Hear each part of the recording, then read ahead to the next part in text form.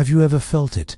That deep, aching feeling that holding on is starting to hurt more than letting go ever could. We all carry so much baggage, don't we?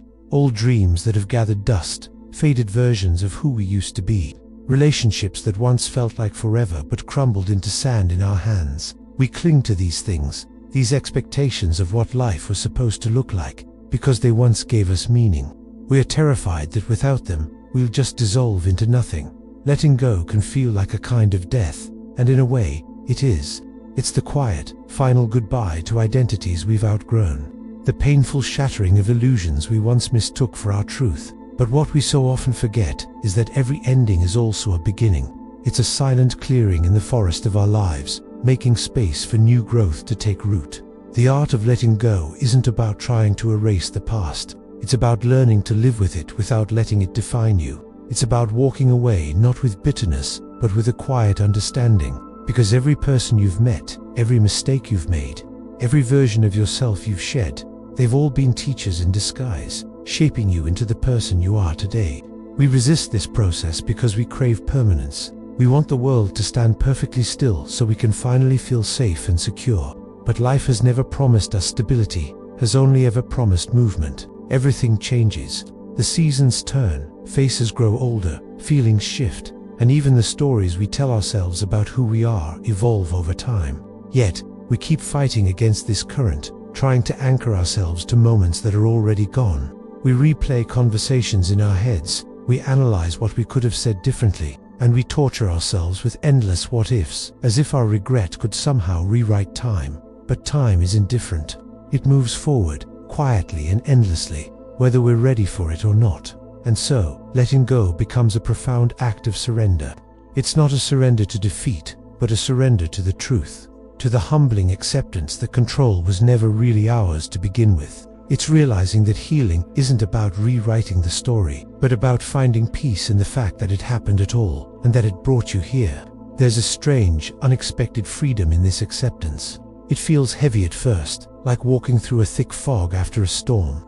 But as the air begins to clear, you start to see that your pain was not a punishment. It was preparation. To let go is to trust that your life doesn't end where one chapter closes.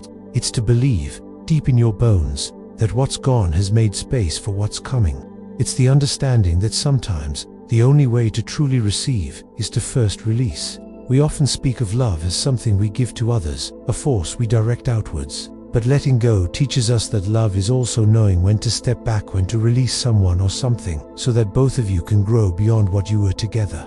It's the ultimate act of loving trust. You don't lose what's truly meant for you. What's meant for you evolves with you. It flows with you. And it finds you again in another form when you are ready to meet it from a higher, more evolved place. Maybe you're not supposed to close every door gently. Maybe some things are meant to break, to end abruptly, to leave echoes that remind you of what mattered and what you learned. Because not all pain is meant to be avoided. Some pain is meant to wake you up.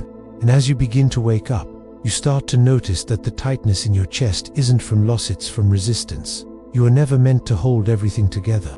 You are meant to experience, to feel, and to release. The art of letting go isn't an act of forgetting, it's an act of remembering who you are without all that weight. It's standing in front of your reflection and finally being able to say, with conviction, I am still here, I am still whole. When you stop trying to fix the past, you make space for the present to breathe. When you stop wishing for what was, you make room for what could be. And when you stop holding on so tightly, you realize that life was always carrying you anyway, supporting you through every storm. So tonight, as you close your eyes, think of all the things you've been trying to hold together, the people, the memories, the old versions of yourself. And instead of fighting the unraveling, just for a moment, try to trust it, let it fall apart, let it become what it needs to become. Because maybe this time, letting go isn't about losing at all. Maybe it's about coming home to peace, to stillness, and finally, to yourself. Thank you so much for sharing this moment with me. If this resonated with you, please consider liking this video and subscribing for more content to help you on your journey. Take care.